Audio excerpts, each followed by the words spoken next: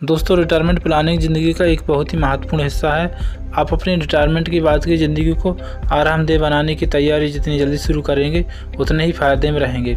दोस्तों, इसी बात को ध्यान में रखते हुए भारत सरकार द्वारा सभी भारतीय नागरिकों के लिए एनपीएस स्कीम को आरंभ किया है, जिसके तहत आप अपने बुढ़ापे के लिए आर्थिक सहारे का इंतजाम कर सकते हैं। दोस्तों, आज की इस वीडियो में हम जानेंगे कि एनपीएस क्या है, एनपीएस में कौन निवेश कर सकता है, एनपीएस अकाउंट के प्रकार, एनपीएस में मिलने वाले फ़ायदे और एनपीएस खाता कैसे खोलें, ऐसा जानेंगे। एनपीएस क्या है? दोस्तों, एनपीएस का मतलब है नेशनल पेंशन सिस्टम। एनपीएस एक सरकारी निवेश की स्कीम है। इस स्कीम के माध्यम से रिटायरमेंट के बाद पेंशन दी जाती है। इस स्कीम को 2004 में सभी सरकारी कर्मचारियों के लिए शुरू किया गया था और बाद में 2009 में यह स्कीम सभी भारतीय नागरिकों के लिए शुरू कर दी गई थी। दोस्तों, कोई भी व्यक्ति एनपीएस में निवेश करके इस स्कीम का लाभ उठा सकता है। इस स्कीम में जमा की गई राशि का 25% हिस्सा रिटायरमेंट से पहले निकाल सकते हैं और बची हुई राशि से रिटायरमेंट के बाद नियमित आय प्राप्त कर सकते हैं। दोस्तों, नेशनल पेंशन स्कीम के तहत कर्मचारी रिटायरमेंट के समय कुल जमा राशि का 60% हिस्सा निकाल सकते हैं और बची हुई राशि 40% राशि आपकी पेंशन योजना में चली जाती है। उसी राशि से हर महीने आपको पेंशन मिलती रहेगी।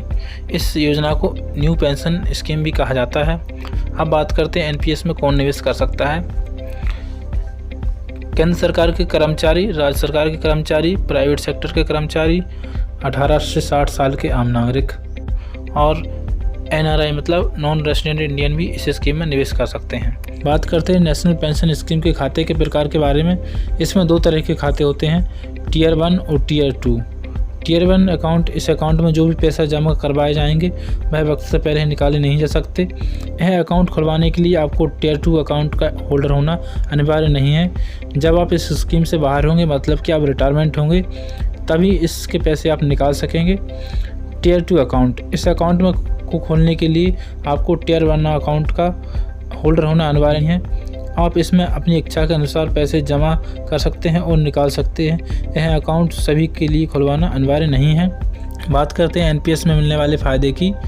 एनपीएस से फाइनल विड्रॉल पर 60% रकम टैक्स फ्री है और सरकारी कर्मचारी के एनपीएस अकाउंट में कंट्रीब्यूशन की लिमिट 10 से 14% है। कोई भी एनपीएस सब्सक्राइबर अपने रुपये की कुल सीमा में इनकम टैक्स के एक्ट के सेक्शन 80 CC-D1 के तहत ग्रॉस इनकम का 10% तक टैक्स में डिडक्शन क्लेम कर सकता है और सेक्शन 80 CC-E के तहत यह लिमिट 1.5 लाख रुपये है और सेक्शन 80 CC-E के तहत सब्सक्राइबर 50,000 रुपये तक का अतिरिक्त डिडक्शन क्लेम कर सकते हैं।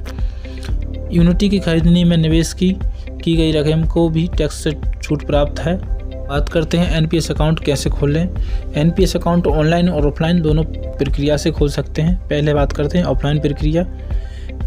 एनपीएस अकाउंट ऑफलाइन या मैनुअल रूप से खोलने के लिए एसबीआई, आईसीआईसीआई, एचडीएफसी बैंक जैसे नज़दीकी पीओपी मतलब पॉइंट ऑफ प्रेजेंस सेंटर पर जाना होगा। आपको एनपीएस अकाउंट में खाता खुलवाने के लिए रजिस्ट्रेशन फॉर्म भरना होगा। इसके साथ आपको आईडी प्रूफ में एड्रेस प्रूफ और पासपोर्ट साइज के फ़ोटो ले जाना ज़रूरी है। रजिस्ट्रेशन के बाद शुरुआती 500 रुपये निवेश करना होगा, जो कैश या चेक के रूप में जमा कर सकते हैं। आपको एक प्रान नंबर मतलब परमानेंट रिटायरमेंट अकाउंट नंबर मिलेगा। इस प्रान नंबर और पासवर्ड की मदद से आप अपने अकाउंट को चला सकते हैं। इस प्रक्रिया के लिए एक बार रजिस्ट्रेशन फीस भुगतान करना होता है। अब बात करते हैं ऑनलाइन प्रक्रिया की। ऑनलाइन एनपीएस अकाउंट ओपन करने के लिए आपको आधार कार्ड में मोबाइल नंबर लिंक है तो आप आसानी से एनपीएस अकाउंट को ओपन कर सकते हैं। पैन कार्ड और आधार कार्ड के द्वारा ऑनलाइन एनपीएस की वेबसाइट पर रजिस्ट्रेशन करके एनपीएस अकाउंट ओपन कर सकते हैं और इसके बाद आप प्रान नंबर प्राप्त कर सकते हैं और पासवर्ड भी मिल जाएगा, जिसके द्वारा आप एनपीएस अकाउंट को लॉगिन करके ऑपरेट कर सकते हैं। आई होप कि आपको इस वीडियो में एनपीएस की जानकारी अच्छी लगी होगी और आपको कोई एनपीएस के संबंध में कोई सवाल मन में आता है तो कमेंट करके ज़रूर पूछ सकते हैं और वीडियो अच्छी लगी तो लाइक, शेयर और चैनल को सब्सक्राइब कर लीजिए। जय हिंद दोस्तों।